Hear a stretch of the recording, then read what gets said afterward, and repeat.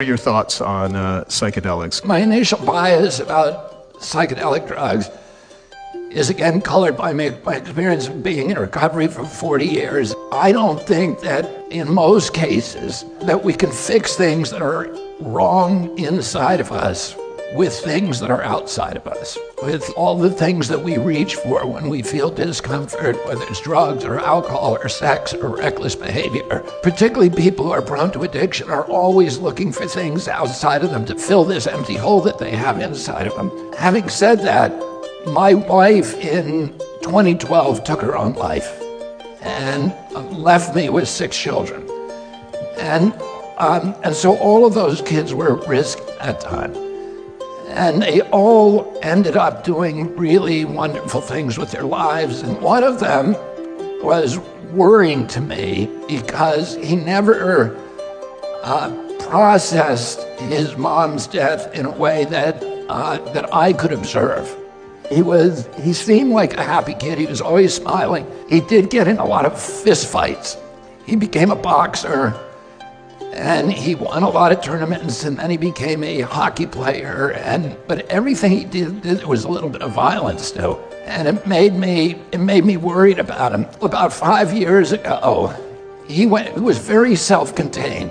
He never talked about what was going on inside of him, and he went to Patagonia to kayak a whitewater river. And I asked this guy to put my son up for a couple of days while he was waiting for his trip to start.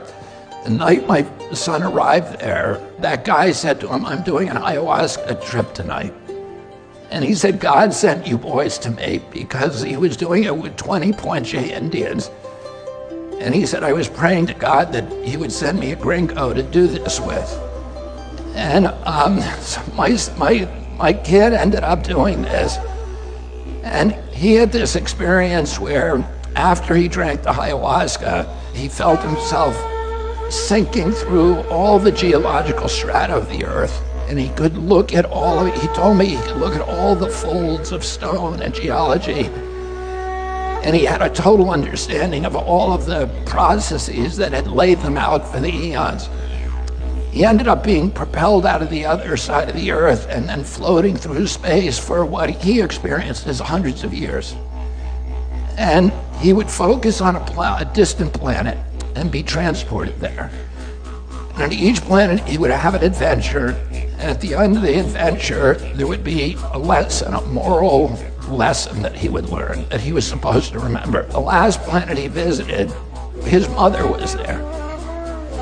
And she started passing through him, in and out of him again and again. And every time she did that, he felt all these experiences of forgiveness, of love, of understanding, of comprehension, of empathy and compassion. And when he came back from that trip, he was completely changed. He was very open about talking about his feelings. He was on a real spiritual quest. The reason I really know that it changed him is he started taking out the garbage and doing the dishes. And he's done the dishes constantly without ever being asked since then. He's a 24-year-old kid, so you know that's a miracle.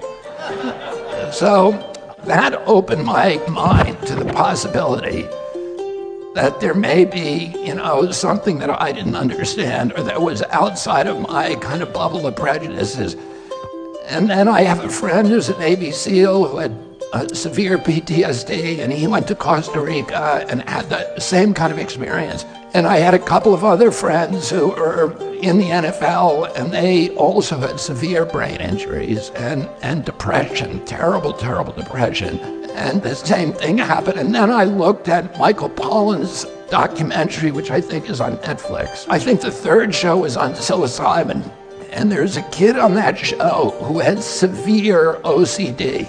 He literally could not go out of his house. And he did one psilocybin trip, and it was completely gone.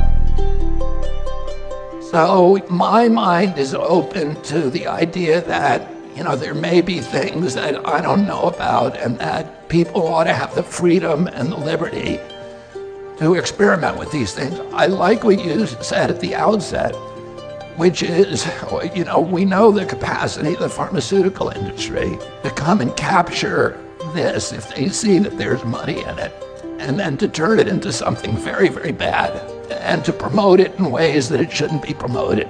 My inclination would be to make this available at least in therapeutic settings and maybe more generally, but in ways that would discourage the corporate control exploitation of it.